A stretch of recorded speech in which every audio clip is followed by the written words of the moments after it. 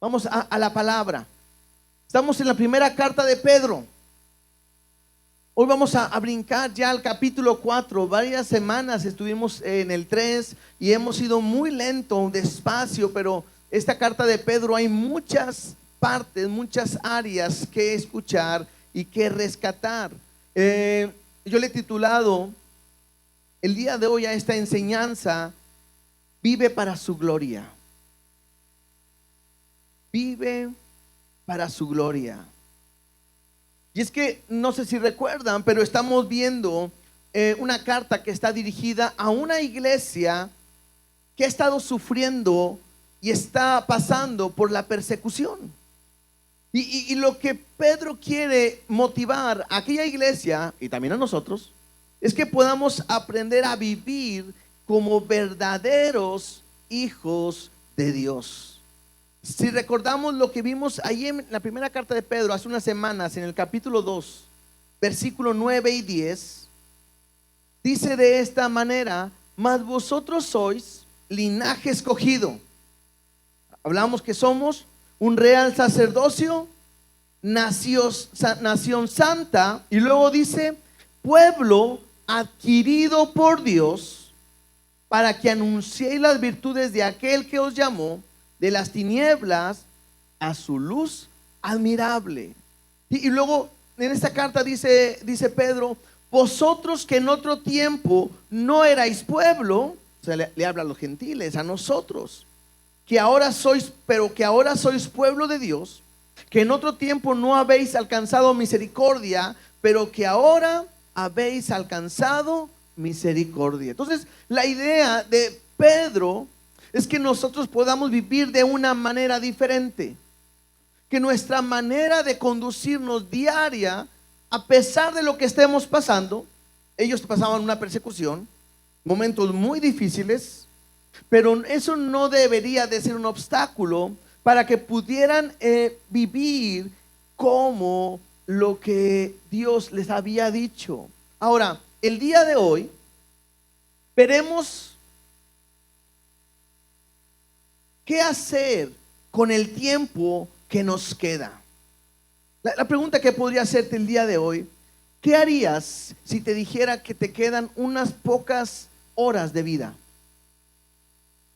¿Qué harías si te dijeran que te quedan unos pocos semanas de vida o unos pocos meses de vida? Porque el tiempo del fin está cerca. Ahora creo que andan diciendo que el año se va, la tierra o esto se va a terminar en el 25, algo así. Y cada vez van ahí aumentando a ver si le atinan, ¿verdad? Pero la pregunta es: ¿qué harías si fueran las últimas horas de tu vida? Todos los que le hemos entregado nuestra vida a Dios, tengo también que entender que mi tiempo le pertenece a Dios. Entonces,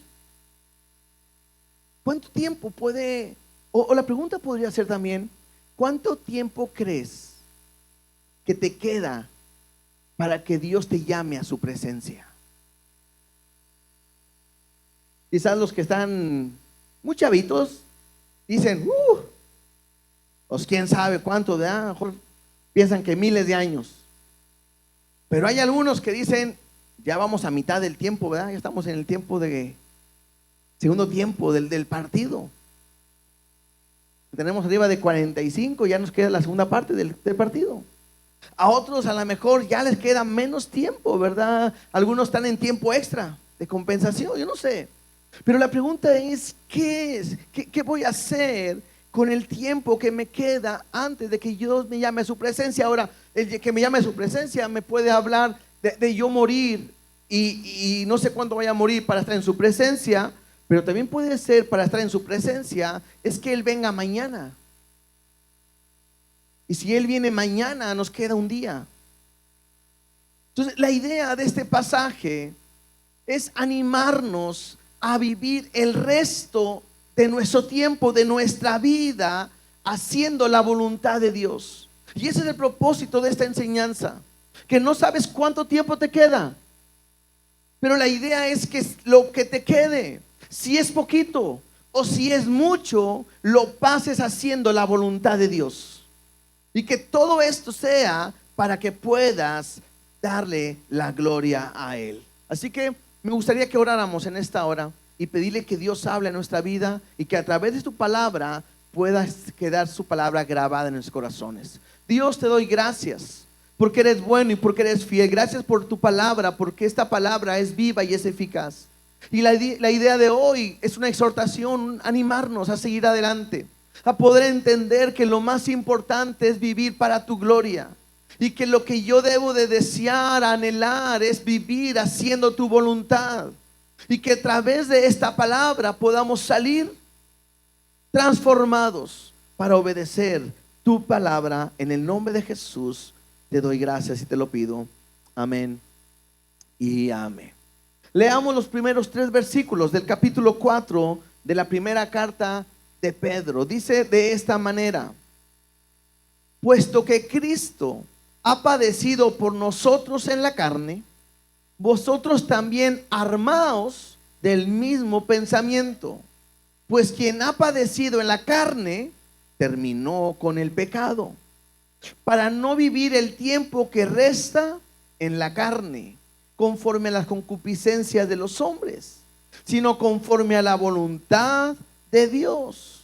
Baste ya el tiempo pasado para haber hecho lo que agrada a los gentiles, andando en lascivias, concupiscencias, embriagueces, orgías, disipación y abominables idolatrías.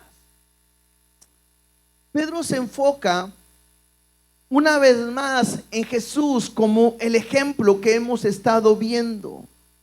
Les decía, es una iglesia que está sufriendo, pasando por padecimientos, y estos mismos padecimientos Jesús los ha enfrentado, ha padecido. La semana pasada estuvimos hablando acerca que nosotros tenemos que estar dispuestos a padecer. Y vimos desde este punto de vista, padeciendo, haciendo lo bueno. Porque si padecemos haciendo lo malo, pues es nuestra consecuencia. Pero si yo debo de padecer, debe de ser haciendo lo bueno. Mira, vamos tantito a Primera de Pedro, capítulo 3, unos versículos atrás, simplemente recordando de lo que vimos la semana pasada, y para entender a lo que Pedro continúa en esta lectura del capítulo 4, dice Primera de Pedro 3:14: mas también, si alguna cosa padecéis por causa de la justicia, bienaventurados sois. Por tanto, no os amedrentéis por temor de ellos, ni os conturbéis, sino santificad a Dios el Señor en vuestros corazones, y estad siempre preparados para presentar defensa con mansedumbre y reverencia ante todo el que os demande razón de la esperanza que hay en vosotros. O sea, que tenemos que padecer por Dios, y si padecemos por Dios somos bienaventurados. Y leíamos ahí, tenemos que santificar a Dios en nuestros corazones y estar preparados para hacer apologética o para preparar defensa. ¿Y esa cuál es la defensa? Dice ahí, la esperanza que hay en vosotros. ¿Quién es nuestra esperanza? Jesús. La idea era que tenemos que predicar por qué creemos en Jesús, por qué somos cristianos. Que si la gente pregunta el por qué somos, tengamos conciencia limpia para poder expresar nuestra vida en Él. Dice el versículo 16: teniendo buena conciencia, para que en los que murmuran de vosotros como de malhechores sean avergonzados los que calumnian vuestra buena conducta en Cristo. Porque mejor es, que padezcáis haciendo el bien, si la voluntad de Dios así lo quiere, que haciendo el mal. Porque también Cristo padeció una sola vez por los pecados, el justo por los injustos, para llevarnos a Dios, siendo a la verdad muerto en la carne, pero vivificado en espíritu. Entonces, la semana pasada hablábamos de este sufrimiento, de este padecer, que es importante, que si Cristo padeció, nosotros también tenemos que estar dispuestos a padecer. Y se enfoca en ese sufrimiento. ¿Dónde sufrió Jesús? Pues en la cruz del Calvario, donde Él dio su vida por cada uno de nosotros. Entonces, regresando al capítulo 4, ahí me dice: Cristo ha padecido por nosotros en la carne. Y tenemos que recordar y saber que Jesús era 100% Dios, pero también era 100% hombre. Y cuando Él vino, Él sufrió como hombre. Cada golpe, cada azote, esa corona de espinas, los clavos, todo, los azotes que le dieron, le dolieron porque era hombre. No pudiéramos pensar que a Él no le dolió. No pudiéramos pensar de que Él no tuvo ningún sufrimiento. Al contrario, porque fue a la cruz para resolver el problema que había en nosotros, que estábamos muertos en nuestros delitos, en nuestros pecados, y como consecuencia estábamos alejados de Dios. Pero Él fue a la cruz para que podamos nosotros tener vida eterna y poder acercarnos a Dios. También dice ahí en el versículo 1: vosotros también armaos del mismo pensamiento. Y esta palabra armados es armar, y tiene un término militar que significa equiparse, y a lo que se refiere es a prepararse. Entonces, quiere decir que vosotros también debemos de prepararnos en el mismo pensamiento o en la misma actitud que tuvo Jesús. La idea es esa, que nosotros aprendamos a tener la misma actitud que tuvo Jesús. Ahora, Jesús nos lo dijo de esta manera en Lucas 9:23. Acuérdense, dejen separado ahí y vamos allá y vamos a ir regresando. Lucas 9:23, Jesús le dice a los que querían seguirle o los que estaban con él, sus discípulos, dice: y decía a todos: si alguno quiere venir en pos de mí, niéguese a sí mismo, tome su cruz cada día, y luego ¿qué dice? Sígame. Esta palabra de seguir me habla de que donde Jesús vaya caminando, tenemos que hacer nosotros mismos. Tiene la idea no solamente de ir detrás de Él. ¿Para dónde va? Pues va para allá, vamos. No, la idea tiene que ver que donde Jesús ponga su pisada, ahí la pongo yo. Y donde ponga su otro pie, ahí pongo el otro pie. Y voy a seguirle con la misma idea. O sea que si alguien sigue a Jesús, si alguien se llama cristiano, se dice cristiano, tiene que pasar por lo mismo que Él pasó. Por eso la idea tienes que armarte de esta misma manera de pensar, que así como Él era, así nosotros debemos de tener la misma actitud. Regresemos al capítulo 4, ahí donde estamos en nuestra base principal. Dice: vosotros también armados del mismo pensamiento. Y luego dice: pues quien ha padecido en la carne terminó con el pecado. Y aquí hay dos puntos de vista. Voy a leer este mismo versículo, el 4:1, pero en la traducción del lenguaje actual. Y mira lo que dice. Hay una diferencia en lo que dice al final. Dice: ustedes deben estar dispuestos a sufrir, así como Cristo sufrió mientras estuvo aquí en la tierra. Si ustedes sufren como Cristo, ya no seguirán pecando. Si ustedes sufren como Cristo, ya no seguirán pecando. Entonces, cuando yo leo en la versión de nosotros, en la Reina Valera, que dice: quien ha padecido en la carne terminó con el pecado, nosotros pensamos completamente que está hablando de Cristo, porque Cristo fue el que padeció en la cruz, en la carne, y terminó con el pecado para siempre. Somos más que vencedores en Jesús, por lo que Él lo venció. Pero también hace referencia al cristiano. Por eso ahorita leí la otra versión, porque la otra versión está hablando de la actitud que debe de haber en nosotros. Está hablando que aquellos que sufren como Cristo ya no seguirán pecando porque el pecado ha sido vencido. Y no es que nosotros lo hayamos vencido, sino que Cristo lo venció por nosotros. En el mismo idea, no nos perdamos, voy a explicar un poquito más. En la misma idea, somos llamados a seguir a Jesús. En la misma idea, nosotros tenemos que caminar con Él. Por eso nos invita a que el que quiere en pos de Él tome su cruz, así como Él lo tomó, cada día, y sígame y hacer lo mismo. Mira lo que dice Gálatas 5:24. Gálatas 5:24 dice de esta manera: pero los que son de Cristo han crucificado la carne con sus pasiones y deseos.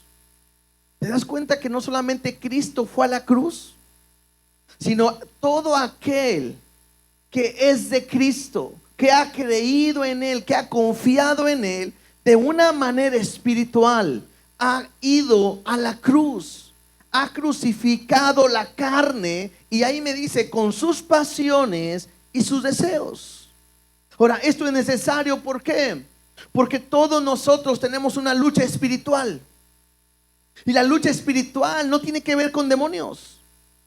La lucha espiritual tiene que ver con nuestra carne, porque es con lo que luchamos todos los días. Enfrentamos una lucha todos los días en nuestra carne que nos impulsa a querer hacer lo malo cuando nosotros sabemos que eso no es bueno. Entonces tengo que aprender a que tengo que tener ese mismo pensar en Cristo, ir a la cruz, morir a la cruz para vencer el pecado para siempre. Tengo que ir a morir juntamente con Cristo a la cruz del Calvario para que el pecado ya no se enseñoree de mi vida. Vamos ahora a Romanos capítulo 6, versículo 4, por favor. Del 4 al 6 vamos a leer. Pero Romanos me ayuda a entender esta idea que estamos viendo el día de hoy. Dice Romanos 6:4: porque somos sepultados juntamente con Él para muerte por el bautismo, a fin de que como Cristo resucitó de los muertos por la gloria del Padre, así también nosotros andemos, esta palabra es muy importante, en vida nueva. Entonces, una vez más, con la misma idea, Él quiere que sigamos sus pisadas, para que así como Él murió, nosotros muramos con Él.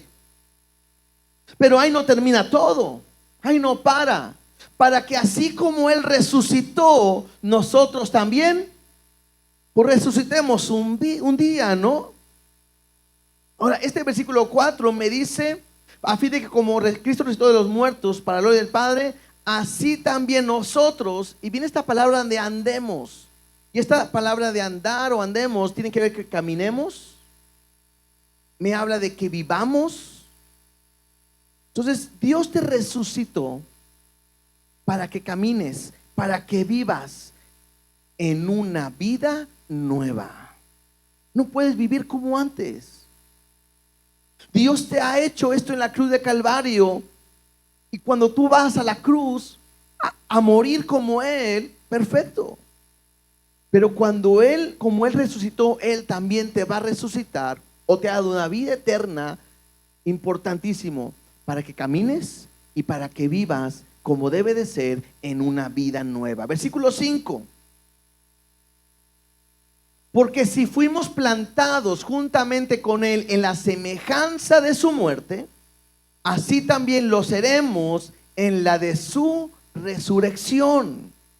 Sabiendo esto, o sea, esto es algo que lo sabemos, o lo debe de saber, que nuestro viejo hombre, nuestra vieja manera de vivir, fue crucificado juntamente con Él. Está claro, ¿no? Tu antigua vida, ¿dónde está? crucificada juntamente con Él, para que el cuerpo del pecado sea destruido. Y hay un propósito a fin de que no, digamos todos juntos, sirvamos más al pecado. O sea, la idea es esa. El cuerpo nuestro fue a la cruz, crucificado juntamente con Cristo, con un propósito: que tú ya no sirvas más al pecado. Ahora podemos entender un poquito más lo que Pedro nos dice ahí en su carta. El que ha padecido en la carne terminó con el pecado. Porque no solamente Cristo fue a la cruz a terminar con el pecado, sino que nosotros fuimos juntamente con Él a morir en la cruz. ¿Para qué? Para que el pecado ya no tenga un poder sobre nosotros. Por eso ahora nosotros podemos decirle no completamente al pecado. La Biblia me dice: y conoceréis la verdad, y la verdad os hará libres. ¿Libres de qué? Libres del pecado. Porque antes éramos esclavos del pecado, haciendo lo que el pecado nos pedía o decía. Y no podíamos decir no, porque es nuestro amo y éramos esclavos. Pero ahora en Cristo, al ir a la cruz, al morir juntamente con Él, cuando Él venció el pecado, nosotros también lo hemos vencido. Y entonces el pecado ya no tiene poder sobre nosotros. Entonces, si tú y yo hemos decidido caminar en el Señor, ya no podemos ni debemos vivir en pecado. Ya no debemos de andar en el pecado. Aunque sabemos que todavía este cuerpo nos lleva a pecar. Pero un día este cuerpo será destruido. Y Dios nos dará un nuevo cuerpo como el cuerpo de Él, donde nunca más volveremos a pecar en toda la eternidad. Nunca más le fallaremos a Dios. ¿Cuántos anhelan ese momento? ¿Verdad que sí? ¿Te puedes imaginar que llegue el momento cuando nunca más yo le vuelva a fallar? Que llegue el momento cuando yo nunca más vuelva a lastimar a Dios. Esa es una bendición. Entonces, regresando allá a primera de Pedro, capítulo 4, leyendo el versículo 1 para brincarnos al 2, dice: puesto que Cristo ha padecido por nosotros en la carne, vosotros también armados del mismo pensamiento, pues quien ha padecido en la carne terminó con el pecado. Y me dice el versículo 2: para no vivir el tiempo que resta en la carne, conforme a las concupiscencias de los hombres, o la maldad o los deseos desmedidos de los hombres, sino conforme ¿a qué? A la voluntad de Dios. Y una vez más, ¿cuánto tiempo te queda? Sin importar el tiempo que te resta, debemos de vivir haciendo la voluntad de Dios. Ya no debemos de estar viviendo en el pecado. El día de hoy es un llamado a examinar tu vida, tu corazón, cómo estás viviendo. Y creo que Dios es tan claro el día de hoy que dice que ya no puedes vivir el tiempo que te resta en la carne, haciendo lo que el mundo hace, sino al contrario, tienes que vivir haciendo la voluntad de Dios. Ahí en primera de Pedro 1, 17 al 19, esto ya lo vimos, pero lo más lo voy a leer. Primera de Pedro 1, del 17 al 19 dice: y si invocáis por Padre aquel que sin acepción de personas juzga según la obra de cada uno, o sea, si tú le llamas Padre a Jehová, al Dios de Todopoderoso, al Señor de los cielos y la tierra, si tú le llamas Padre porque eres su hijo, mira lo que dice: conducíos en temor. ¿Cuánto tiempo? Todo el tiempo de vuestra peregrinación. En otras palabras, si Dios es tu Padre, Si tú le llamas a Dios papá, tienes que conducirte con temor todo el tiempo de tu vida. No podemos decir que somos cristianos y seguir viviendo de una manera inadecuada, pecando, haciendo lo malo, lo que a Dios no le agrada. Versículo 18, sabiendo, o sea, tú lo sabes, conoces, que fuisteis rescatados de vuestra vana manera de vivir, la cual recibiste de vuestros padres, no con cosas corruptibles como oro o plata, sino con la sangre preciosa de Cristo, como de un cordero sin mancha y sin contaminación. O sea, sabiendo que fuimos rescatados, comprados, no con cualquier cosa, ni metal, ni dinero, sino con la sangre preciosa de nuestro Señor Jesucristo. Hermanos, somos comprados con un gran valor. Tenemos un lugar especial. Y mi vida tiene que vivir diferente. Yo tengo que vivir de una manera diferente. No puedo seguir viviendo igual. Ahora, aprende, entiende este punto. Cuando decimos tu vida, no es tu vida. Es que yo tengo mis sueños, error. Es que yo tengo mis planes, error. Es que yo también quiero hacer lo que quiero, error. Mira lo que dice Primera de Corintios 6:20. Si fuimos comprados por Él, ¿le pertenecemos a quién? A Él. ¿Te puedes imaginar que compras algo? Cualquier cosa, lo que quieras compras y que digan, bueno, lo compraste pero es mío. Y tú, no, espérame, lo estoy comprando porque es mío. Y con lo mío, entonces sí puedo hacer lo que yo quiera porque es mío. Entonces, cuando tú estabas sin Cristo, ni era tu vida, pero haz lo que querías hacer con ella y no había ningún problema. Pero ahora que estás en Cristo y has sido comprado y sabes el valor con el cual te compraron, dice Primera de Corintios 6:20, porque habéis sido comprados por precio. ¿Cuál fue el precio? Su sangre, ¿verdad? Dice, glorificad pues a Dios. ¿En dónde? En vuestro cuerpo y en vuestro espíritu, los cuales son, ¿de quién? Entonces, a ver, tu cuerpo. ¿De quién es tu cuerpo? ¿Qué significa tu espíritu? Habla de tu carácter, de tus emociones, de tus sueños, de tus planes, de tu deseo. ¿De quién es? ¿De quién son? Entonces, ¿y en dónde quedamos nosotros? Hemos sido muertos en la cruz del Calvario. Tenemos una nueva vida en Cristo y ahora vivimos y le pertenecemos a Él. Ahí en Primera de Pedro, capítulo 4, versículo 2, donde dice, para no vivir el tiempo que resta en la carne. Esta palabra vivir en el original es bio, con doble O. Y lo que significa esta palabra es gastar la existencia. O puede decir, gástate la vida. O gastar la vida.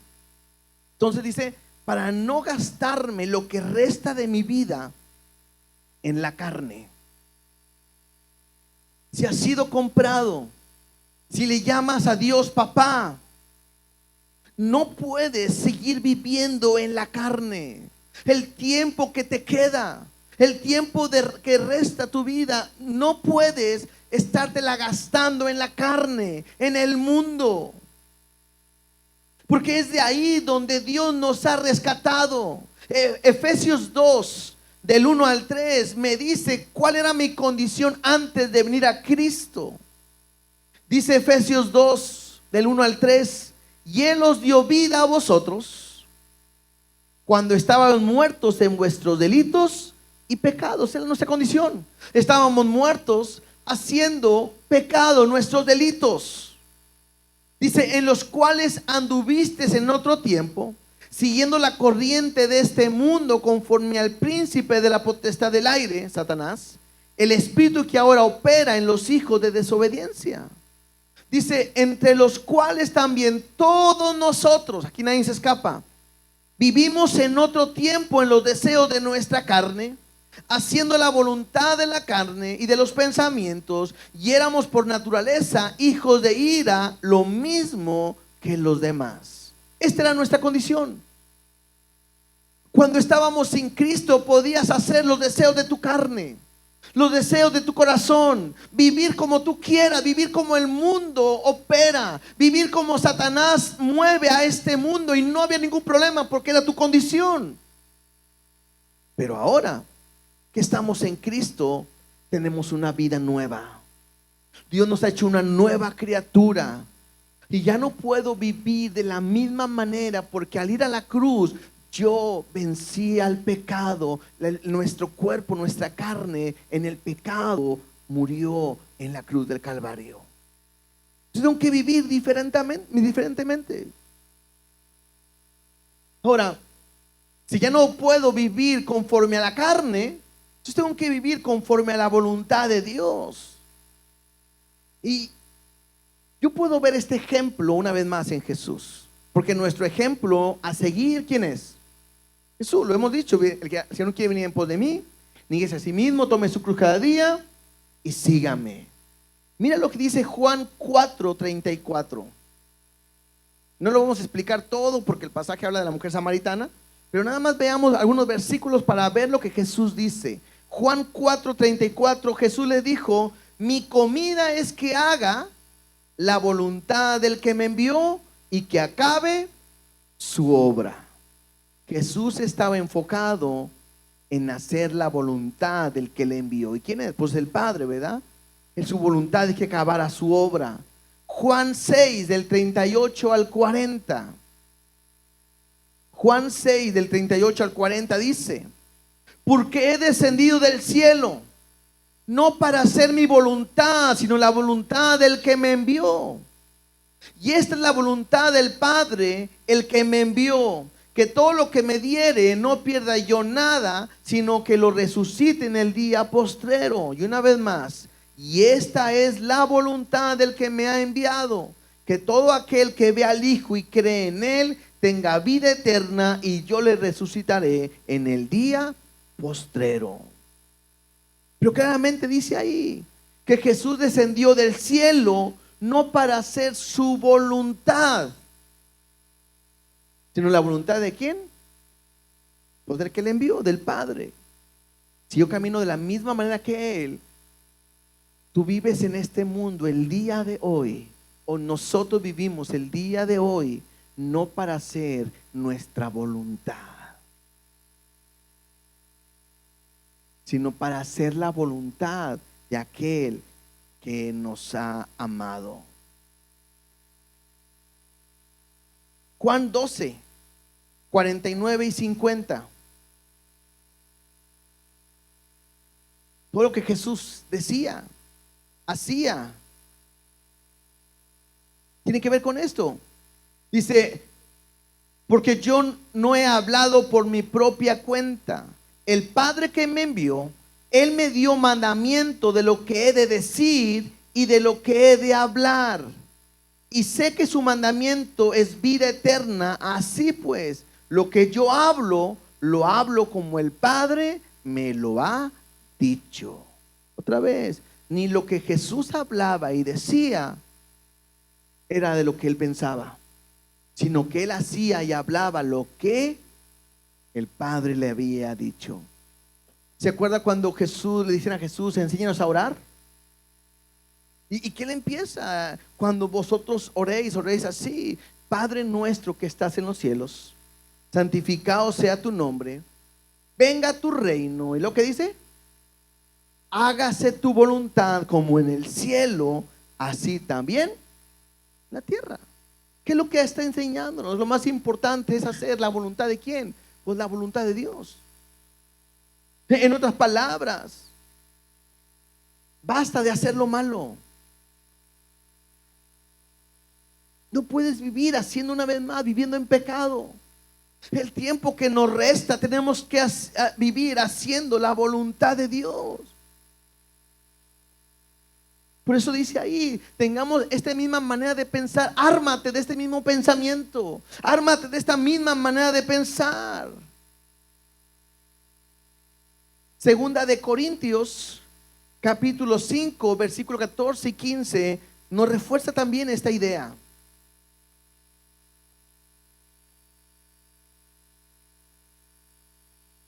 Segunda carta a los Corintios 5, 14 y 15 dice: porque el amor de Cristo nos constriñe, o sea, nos impulsa, nos empuja a hacer lo mismo. Pensando esto, otra vez, misma manera de pensar, que si uno murió por todos, luego todos murieron. Versículo 15, y por todos murió. Y aquí me dice, ¿para qué murió? Para que los que viven ya no vivan para sí, sino para aquel que murió y resucitó por ellos.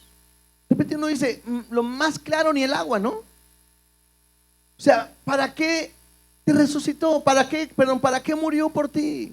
Para darte vida. ¿Y para qué? Para que los que viven ya no vivan para sí mismos. O sea, hoy es un llamado a entender que tengo que estar muerto.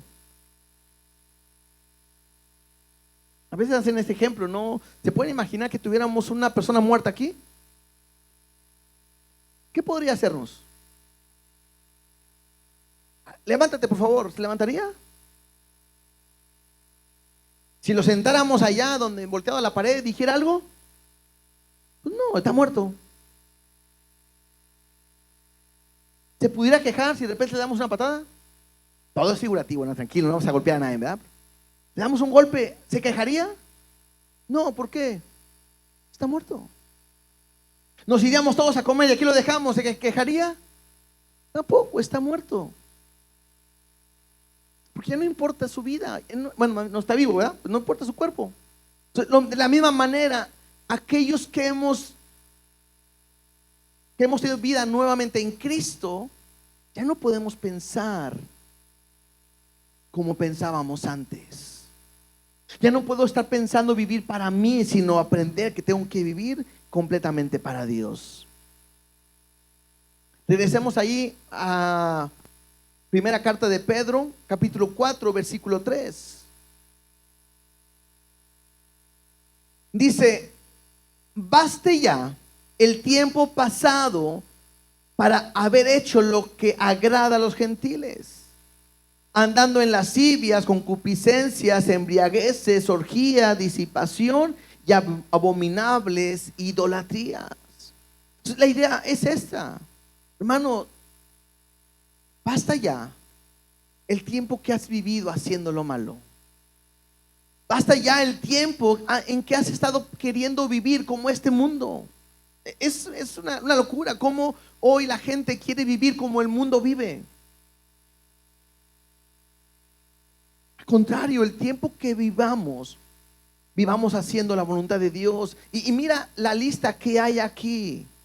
Porque dice cómo vivían los gentiles en lascivia. Y esto me habla de un apetito inmoderado, de algo que tiene que ver con la carne. Me habla de excesos. Me habla de desenfrenos. La gente vive de esa manera. Si hablamos de concupiscencia, son deseos desmedidos de hacer lo malo. Si hablamos de embriagueces, bueno, pues la gente le gusta estar tomando, borracharse, perderse. Si hablamos de orgías, tiene que ver con satisfacción viciosa de apetitos y pasiones desordenadas.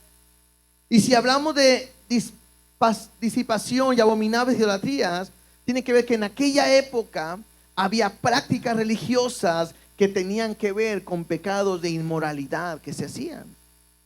Entonces llega un momento donde Pedro le está diciendo a la iglesia: basta de ese pecado, basta de todo lo malo que se está haciendo. Estamos en persecución, estamos sufriendo. Cristo viene pronto. ¿Cuánto es? No sé, pero el tiempo que nos resta, dejemos de vivir en la carne. El tiempo que resta, dejemos de vivir de una manera desenfrenada en la carne, en lo malo, y vivamos para hacer la voluntad de Dios. Y creo que el mismo mensaje que Pedro le está diciendo a la iglesia, el mismo mensaje que el día de hoy queda exactamente para cada uno de nosotros. Mira, el versículo 4 dice: a estos, a los gentiles, les parece cosa extraña que vosotros no corráis con ellos en el mismo desenfreno de desilusión y os ultrajan. Y es que cuando la gente del mundo nos ve que somos como ellos, no hay problema. O sea, tú te puedes ir a emborrachar, a embriagar, a estar perdido y te quedas tirado y te avientan en un camión y ahora súbete ahí o en el carro, van y te dejan, te tiran en la casa y todo jajaja, hombre, aquel que bárbaro, cómo estuvo, y la próxima semana invítalo de nuevo. Lo ve normal. Vamos a hacer fiesta, háblale a aquel que se venga. Y él lo ve normal. Aquel que vamos con mujeres y una mujer y con otra y vamos a aquel lugar y al otro y lo ve normal. Oye, pero está casado, no pasa nada, vente, todos estamos igual. Lo ve normal. Pero cuando de repente alguien se hace cristiano y cambia, y cuando ahora es la fiesta y van todos a emborracharse y te dicen, ¿qué onda? No, ya no tomo. ¿Y eso? Es que soy cristiano. A partir de ese momento se empiezan a burlar de ti. Ay, sí, ahí va el aleluya. Ay, sí, aplauden. Ay, sí, mira, muy santito, ahí va el hermano, y no es que brote. Y de repente está, ¿cuánto apuestas a que lo hago caer otra vez? Lo vamos a invitar y le voy a ofrecer, y voy a hacer que tome, ¿cuánto? Y apuestan. Porque cuando vivíamos como ellos, lo veían normal. Y así es el mundo.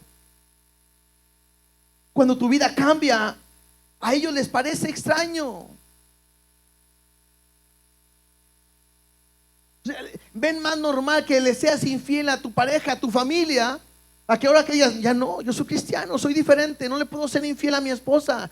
¿Qué te pasa? ¿Muy santurrón o qué? La gente lo ve mal. Y lo que hacen es levantar algo para acusarte. ¿Y sabes cuál es lo peor? Que el cristiano de repente le da pena. Ay, qué vergüenza que me digan ahora cristiano. Pues eres. Qué vergüenza que ahora se burlen de mí. ¿Qué importa? Porque no puedo vivir haciendo lo malo. Al contrario, tengo que vivir haciendo la voluntad de Dios. Dice en la primera carta de Corintios 2:14. Primera carta a los Corintios 2:14. Pero el hombre natural, o sea, este me habla aquel que no es cristiano, que está en el mundo. El hombre natural no percibe las cosas que son del Espíritu de Dios, porque para él son locura y no las puede entender. Importante eso, no las puede entender porque se han de discernir espiritualmente. Que la gente no te entienda por qué ahora como cristiano dejaste de tomar. Que la gente no te entienda que porque como cristiano ya no te drogas o no fumas. Que la gente no entienda por qué ahora que eres cristiano no vas a esas fiestas o no haces lo indebido. No lo pueden entender. ¿Por qué? Porque están muertos espiritualmente. Es imposible que lo entiendan. Es imposible que puedan decirte felicidades, me da mucho gusto. Porque esto se discierne espiritualmente. En cambio, platícale a alguno de tus hermanos de la iglesia. ¿Sabes qué? Yo antes fumaba, tomaba, hacía esto, pero ahora que he venido a la iglesia y a través de su palabra, lo que es recibido, yo he cambiado y dejé de leer, de fumar, o dejé de emborracharme, o dejé de ser infiel a mi pareja. Vas a ver que los hermanos van a decir felicidades, me da mucho gusto, porque es lo que Dios hace en cada uno de nosotros. ¿Por qué lo puede entender? Porque somos espirituales, porque hemos nacido de nuevo, porque el Espíritu de Dios ahora vive y opera en cada uno de nosotros. Y cuando dice ahí que os ultrajan, tiene que ver con que hablan mal. No te preocupes si la gente habla mal de ti. No te preocupes si por ser cristiano te corren de tu trabajo. Dios tiene un trabajo mejor para ti. No importa si pierdes amigos, familia. A nosotros nos lo dijeron cuando nos hicimos cristianos. Familiares y amigos nos dijeron, porque llegamos a predicarles de Cristo, sobre todo mis papás, y nos llegaron a decir, bueno, hasta el día de hoy está nuestra amistad. Diego se le ofrece de la puerta para afuera lo que guste, pero de la casa no vuelve a entrar. Sería una tontería de decir, Dios, ahí nos vemos porque si no, no me dejan entrar a esa casa. No, ha sido una bendición haberle entregado mi vida a Cristo.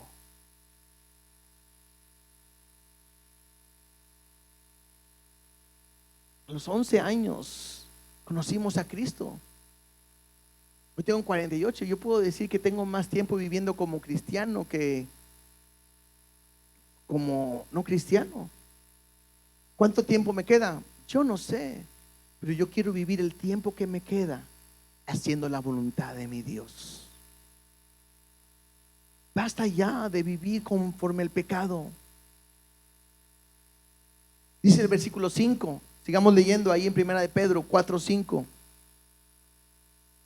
Pero ellos, hablando de los gentiles, aquellos que se extrañan que nosotros ya hemos cambiado, pero ellos darán cuenta al que está preparado para juzgar a los vivos y a los muertos. Hermanos, el mundo no sabe lo que les espera. Hoy pueden disfrutar y lo ves en fiestas y parece que todo está muy bien, tomando y emborrachándose, sin venir el domingo a la iglesia, haciendo lo que ellos quieren. Pero entiende algo, un día estarán delante de Dios dando cuentas. Tendrán dinero, les irá muy bien, a lo mejor ni sufren, no sé, no importa, pero un día darán cuentas. Y claro, nosotros también, pero hay una gran diferencia, porque nosotros será para vida eterna y ellos serán para un castigo eterno. Versículo 6. Porque por eso también ha sido predicado el evangelio a los muertos, para que sean juzgados en carne según los hombres, pero vivan en espíritu según Dios. Este versículo es un versículo muy controversial, ¿sí? Y de repente para alguien puede decir difícil de entender. Algunos de aquí toman la idea de que en este versículo se le pueden predicar a los muertos el evangelio.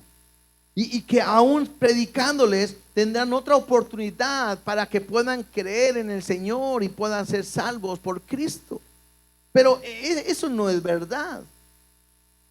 Porque Hebreos 9:27, si quieren no vayan para allá, yo se lo leo. En Hebreos 9:27 dice: y de la manera en que está establecido para los hombres, que mueran una sola vez y después de esto, el juicio.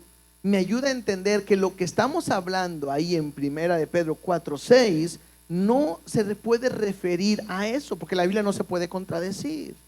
Entonces, ¿a qué se refiere? Aquellos, incluso pueden ustedes buscarlo en otras versiones, se van a dar cuenta que está un poquito más entendible, pero se refiere que aquellos que murieron sufriendo persecución y que en su momento se les predicó el evangelio y los hombres los juzgaron y los mataron, pero ellos, al haber recibido el evangelio, los hace estar vivos en el espíritu y vivos en el Señor. ¿Sí? Por eso dice ahí, porque por eso también ha sido predicado el evangelio. En otra versión dice a los que están muertos. O sea, es gente que ha padecido, que estaba en la iglesia, que se les predicó el evangelio, que creyeron, pero pues acabaron. Uno de ellos, por ejemplo, Esteban, ¿no? Murió apedreado. Entonces, dice, para que sean juzgados en carne según los hombres. O sea, los hombres lo juzgaron y dijeron, tiene que morir. Esteban tiene que morir. Un ejemplo, está poniendo un ejemplo con él. Dice, pero vivan en espíritu según Dios. Entonces la idea es esa: ellos murieron, por la persecución, pero están vivos en Dios. ¿Se entiende? Versículo 7. Mas el fin de todas las cosas se acerca. Sed pues sobrios y velad en oración. Y este versículo al principio dice, mas el fin de todas las cosas, ¿qué? Se acerca. Hermanos, no podemos olvidarnos que la venida de Cristo está cerca. Quizás en lo que menos pensamos es en su venida.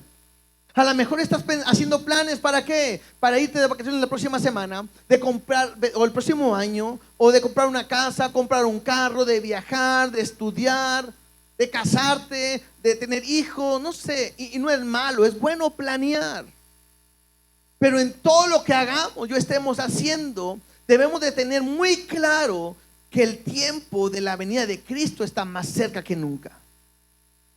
Y tengo que ver que el tiempo se acerca. En algunos pasajes, que no vamos a ir para allá por el tiempo, dice, el Señor está cerca. En otro dice, sabiendo que el tiempo es corto. En otro pasaje dice, y tanto más, cuando veas que aquel día se acerca. Entonces la venida del Señor está más cerca que nunca. Si había algo que motivaba a la iglesia primitiva a seguir adelante, era esto. El sufrir. Está bien que tiene una esperanza en Cristo. Viene pronto, Él viene pronto, y quiero que me encuentre como Él, siguiendo sus pasos, sufriendo como Él sufrió. Entonces el tiempo del que espera es corto, y tengo que vivir haciendo la voluntad de Dios. Ahora, alguien pudo haber pensado, bueno, ¿y cuál es la voluntad de Dios? Del versículo 7 al versículo 11 me dice cuál es la voluntad de Dios que quiere que estemos haciendo. La primera, dice ahí, sed pues sobrios. Y el ser sobrio significa pensar correctamente. En Primera de Tesalonicenses, versículo 5, del 6 al 8, primera carta a los Tesalonicenses 5, del 6 a 8, dice, por tanto, no durmamos como los demás, sino velemos y seamos sobrios. Pues los que duermen, de noche duermen, y los que se embriagan, de noche se embriagan. Pero nosotros, que somos del día, seamos sobrios, habiéndonos vestido de la coraza de fe y de amor, y con la esperanza de salvación como yelmo. Entonces la idea que Dios quiere es, a ver, piensa correctamente, haz lo correcto. Tienes que estar haciendo lo que corresponde. Lo contrario a ser sobrio, estar ebrio. Una persona ebria no tiene control de su cuerpo, de su vida. Por eso hace cosas que después tiene que pedir perdón o se avergonzará toda su vida. Una persona sobria es alguien que está cuerdo y sabe que tiene que hacer lo correcto. La segunda voluntad de Dios dice, y velad en oración. Es la voluntad de Dios que sea sobrio, y lo segundo es que puedas estar velando en oración. Ahora, Pedro sabe de esto muy bien. ¿Se acuerdan cuando Jesús estaba a punto de entregar su vida? Jesús los lleva a un lugar y le dicen, oremos. Y Jesús va a orar, y cuando regresa, ¿cómo los encuentra? Durmiendo. Y Jesús les llega y les dice, ¿no habéis podido velar conmigo una hora? Le reclama Jesús, ¿no has podido orar? Y Jesús le dice, velad y orad para que no entréis en tentación. Porque el espíritu, la verdad, está dispuesto, pero la carne es débil. Jesús se va, y Pedro, ¿qué hace? Otra vez se pone a dormir, no veló. Y todos sabemos la historia. Toman a Jesús preso más adelante y canta el gallo, y para cuando canta el gallo, Pedro lo ha negado 3 veces. Por eso Pedro más adelante, si quieren, en primera de Pedro 5:8, eso lo vamos a ver más adelante, pero Pedro mira lo que dice, y tiene mucho sentido cuando lo lees ahora sabiendo este contexto. Dice, sed sobrios y velad, porque vuestro adversario, el diablo, como león rugiente, anda alrededor buscando a quien devorar. Cualquiera que le hubiera dicho, ¿a poco tú sabes de esto, Pedro? Pues claro que sí sé. Entonces, ¿cómo lo aplico el día de hoy? Tengo que estar pensando bien, pero tengo que orar, pasar tiempo en oración. Porque cuando paso tiempo en oración y busco a Dios, me va a librar de que esté cayendo en pecado. Pero si duermo y no estoy orando, voy a caer en las garras del diablo, porque anda como león rugiente buscando a quién va a devorar. Versículo 8.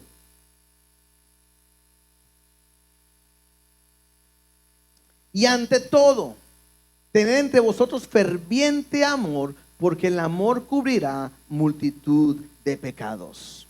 La tercera voluntad que Dios quiere que hagamos es que pueda haber un amor ferviente entre nosotros.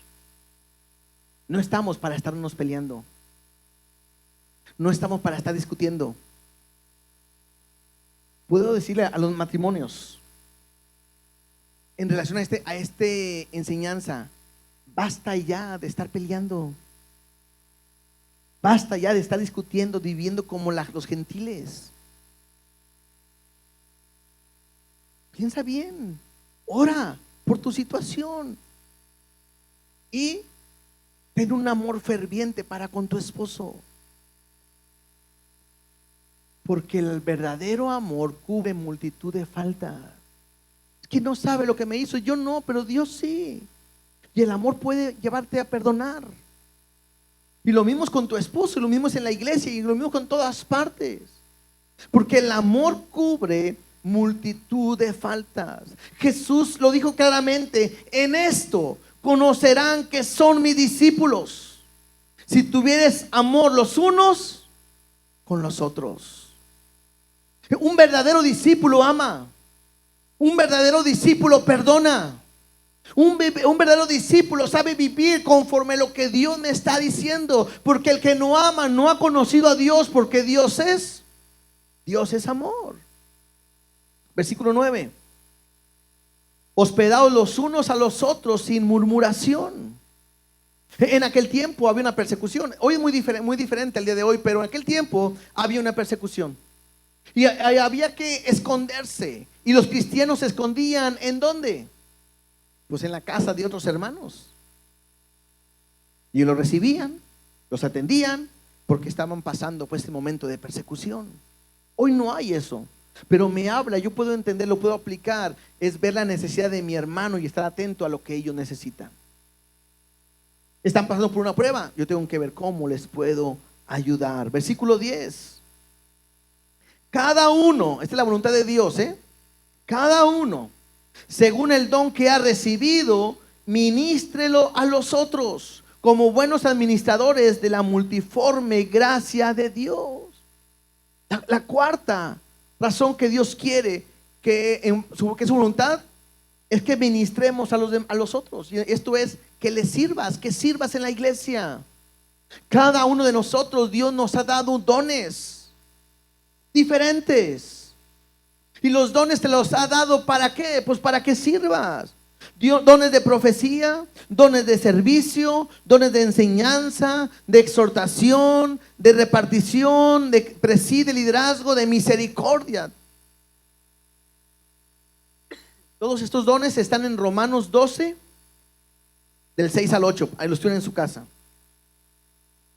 Y es que puedas identificar cuál es el don que tienes. Y según el don que tienes, puedas servir en la iglesia. Y versículo 11, el último. Si alguno habla, hable conforme a la palabra de Dios. Y si alguno ministra, ministre conforme al poder que Dios da, para que en todo sea Dios glorificado por Jesucristo, a quien pertenece la gloria y el imperio por los siglos de los siglos. Amén. La quinta cosa que es la voluntad de Dios que quiere que hagamos es que hablemos conforme a su palabra. Si hay algo que nos puede transformar es su palabra. Si hay algo que me va a ayudar a seguir adelante, vivir sin pecar, es su palabra. Por eso dice, si alguno hable conforme a la palabra de Dios. No podemos enseñar lo que yo creo, lo que yo pienso, lo que a mí se me ocurre, lo que yo siento que me revela. No, es a través de su palabra. ¿Cuál es su voluntad? que hablemos su palabra. Y la sexta, la última,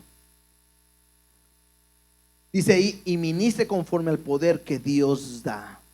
La sexta es que ministremos conforme al poder que Dios da, y esto tiene que ver con una persona llena del Espíritu Santo. ¿Cuál es la voluntad de Dios? Que no te embriagues con vino, en el cual hay disolución, antes bien ser llenos del Espíritu Santo, que es el que te capacita y te ayuda a caminar día a día para hacer su voluntad, con un propósito, que podamos al final glorificar a Dios a través de nuestra vida. Entonces, voy a repetirlos por si alguien no los anotó. Entonces, ¿cuál es la voluntad de Dios? Que seamos sobrios, número 1. Número 2, que velemos en oración. Número 3, que tengamos un ferviente amor por los demás. Número 4, que ministres a los demás de la iglesia, que les sirvas. Número 5, que hables conforme a la palabra de Dios. Y número 6, que ministres conforme al poder que Dios da, lleno del Espíritu Santo. Y les decía, versículo 11 dice, y al final, para que en todo sea Dios glorificado por Jesucristo. Lo que yo debo de hacer en mi vida es glorificar a Cristo con cada cosa que yo hago, con cada cosa que yo hablo. ¿Cuál es el propósito de la vida cristiana? ¿Cuál es el propósito por el cual Dios te ha salvado? Para que glorifiques a Dios a través de tu vida. Basta ya de hacer lo malo. Basta ya de vivir con los gentiles. Es tiempo de que vivamos haciendo la voluntad de Dios. El tiempo que te resta, el tiempo que nos resta, que sea para glorificar a Dios a través de nuestras vidas.